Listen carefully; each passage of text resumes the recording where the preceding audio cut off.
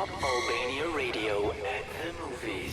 Rikthehemi në At the Movies për të folur tani për një serial i cili kam përshtypjen që në të gjithë botën e kinematografisë që ne kujtojmë mund të ketë qenë ndoshta seriali më i çuditshëm që u publikua ndonjëherë, megjithatë bëri namin në të gjithë botën edhe është e vështirë të dëgjosh një njeri ose të takosh një njeri që nuk ka dëgjuar për Squid Game.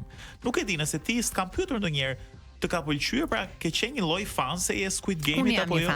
Jam një fanse e Squid Game. Mendoj që vetë kinematografia e tyre i qëndron shumë kësaj si me Parasite. Edhe është një tjetër, nuk më vjen emri, është një show në Netflix shumë i ngjashëm, pra që janë një grup 8 njerëzish që futen dhe bëjnë lojra, janë në një si një shtëpi kuklash dhe patjetër që vdekja është ajo që i gjen në rast se ata eliminohen nga loja, pra nuk është thjesht një lojë gjë që ata nisin duke besuar se është e tillë dhe shoh që është tematik e përsëritse e kinematografisë të tyre.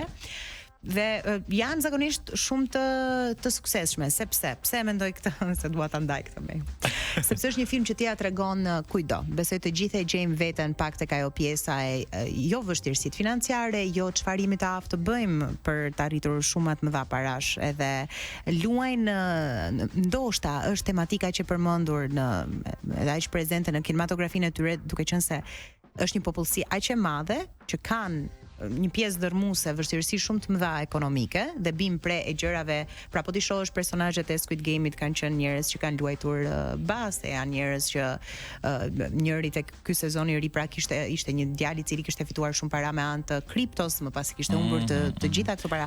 Janë problematika ku njerëzit e gjejnë veten dhe e vendosin, madje u bë aq i suksesshëm sa Netflix kishte një show që ishte një Squid Game sequel ku njerëz të vërtet shkonin dhe provonin lojën që u bë e famshme dhe virale kudo.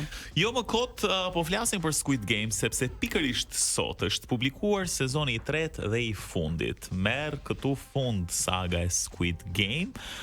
Janë 6 episodet e fundit që tashmë janë në platformën e Netflix, duke nisur nga sot dhe ky sezon përmbyll udhëtimin dramatik të Song Ji-hoon dhe gjitha pikpyetjet që ne kemi patur deri më tani që na kanë shoqëruar në fakt që nga sezoni i parë marrin sot fund sepse do u jepet zgjidhje, gjithçka e pra flitet sepse nuk e di, besoj nuk ka dalë koha ende që dikush t'i ketë parë sot 6 serit e publikuara, po flitet që nuk do të lihet më pikpyetje, duke qenë se nuk do të ketë edhe një sezon të katërt, pra ky është sezoni final dhe domosdoshmërisht duhet të zgjidhet. Do kemi një mbyllje. Ju rikujtojmë dëgjuesve se sezoni i dytë ishte me një fund të hapur, që u la aq pak optimisht, mbaj mend kur sapo doli, u ula për t'i parë nuk e mbaj mend 6 seri, më duket ka patur dhe sezoni i dytë në mos gaboj, po pak kanë qenë dhe jam ulur për t'i parë dhe për t'i mbyllur brenda natës me shpresën se do ketë një fund siç ishte sezoni i parë që kishte një fund dhe nuk pritej për një të dytë. Dhe më pas do prisja me durim deri në të tretin. Ama ai fundi i hapur ndoshta dhe fakti që janë publikuar jo me një diferencë shumë të madhe kohore, po ta mendosh. Në mos gaboj, pra maksimumi ka qenë para një viti sezoni i dytë, jo nga këto kanë kaluar 5 vite dhe duhet shohësh nga fillimi sezonet e para për të bërë lidhjen. Madje ishte ideja për ta përfunduar, po duke qenë se mori një hovë shumë të madhe dhe të gjithë ekipi i punës u shpreh që donin ta punonin deri në detaje. Për shembull, një ndër gjërat interesante se tani është ajo që the ti pak më parë që kanë kapur disa detaje që njerëzit e gjejnë veten, por tani duke qenë se fitoi një popularitet të madh, e kanë shfrytzuar të gjithë serialin dhe të gjitha detajet brenda tij për të përcjell edhe mesazhe.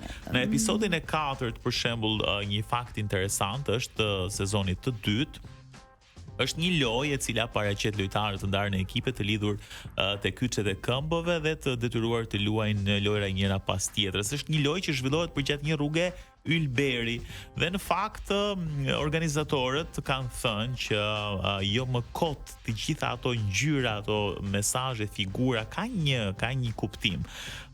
Dhe e njëjtë është edhe kjo rrugë që simbolizonte pafajësinë e fëmijëve dhe kufirin e hollë mes jetës dhe vdekjes. Aq më tepër pastaj që marketingu i kostumeve dhe çdo gjë tjetër ka bërë. Është gorë në vetvete. Mendoj që ky sezon i dytë kur ke një sukses kaq të madh, përgjegjshmëria për të qenë sërish i suksesshëm është sërish shumë e madhe. Nëse do më pyesje mua personalisht, për mua sezoni i parë është sensacional në krahasim me dytin, uroj shumë që tek i treti të ketë një fund aq të bukur sa ta harrojmë pak atë të parin. Ama diçka që nuk mund t'ja mohoj dot dhe s'mund t'ja heq dot nga tava Squid Game-it se është atribut që patjetër e ka, është ajo ndërlidhja e pjesës fëminore, mbaj mend një karusel plot ngjyra, vizualisht është ti je në një habitat kaq fëminor dhe kaq pafajshëm dhe është kaq gor dhe grotesk me anë të vdekjeve e të tjerë. Është i gjithkohshëm ky paralelizim, edhe për shkak se lojrat janë të gjitha lojrat që i luajnë fëmijët koreanë etj etj. Ka shumë të veçanta, sepse ndonjëherë ne edhe nuk e vlerësojmë pavarësisht popularitetit të madh, është se është një gjë koreane, nuk e di, pra domethënë që nuk ka shumë kinematografi brenda ose shumë kuptim. Po do ti që kur e studion akoma më tepër dalin plot gjëra interesante. Mund të hedh një 2 minutë, një minutë. DJ Cecili ma bën me shenjë. Ta hedh në fund atë vrerin e vogël që kam vjedhur. Për fund se duhet të shkëputemi tani dhe besoj në fund do ta kesh kohën tënde. Faleminderit.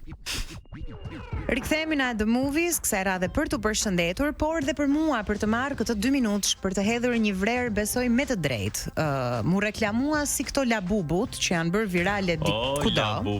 Nëse do kishte një labubu ekuivalent me serial, është pikërisht We Were Liars, po më dilte kudo në TikTok, në Instagram dhe vendosa që ta shihja. Ndjek historinë e një vajze adoleshente e cila vjen nga familja Sinclair, një familje shumë e pasur, të cilat verat i kalojnë në Martha's Vineyard, një ishull ku zakonisht pasurit e Amerikës bëjnë pushimet e tyre. Në pamje të parë një jetë perfekte, kjo bën një aksident dhe ka një dëmtim traumatik në tru ku nuk mban mend se çfarë i ka ndodhur. Parimisht është i bazuar në bestsellerin nga Lockhart, ndjek historinë e Caden Sinclair, kësaj vajzës. Thonë se ka një mbyllje dhe një kurb historie që është shokuese në fund të filmit, ama pasi e pash, di të them që është i xhiruar si një videoklip, aktrimi i protagonistes është në funksion të pamjes, pra e ke parasysh nga ato aktoret që po qëndrojnë në këtë pozicion se mendoj që ky profil më tregon të bukur. Për mua ishte një aktrim jashtëzakonisht shumë i dobët, vizualet ishin interesante. Një mungesë të mërshme substance në atë film, më kujtovën filma si The Kissing Booth, pra nga këto filmat limonat adoleshentor, i reklamuar që ka në 2 serit e fundit një plot twist që do të lërë pa fjalë dhe të shokuar, dhe të them të drejtën nuk ja vlen ndjekja e gjithë serive për të shkuar deri te këto 2 seri të mallkuara. Nëse do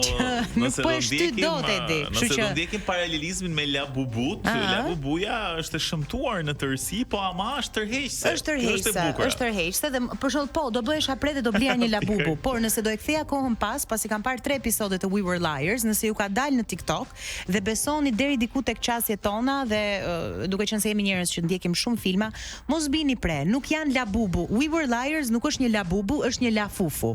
Kaq do ja faleminderit.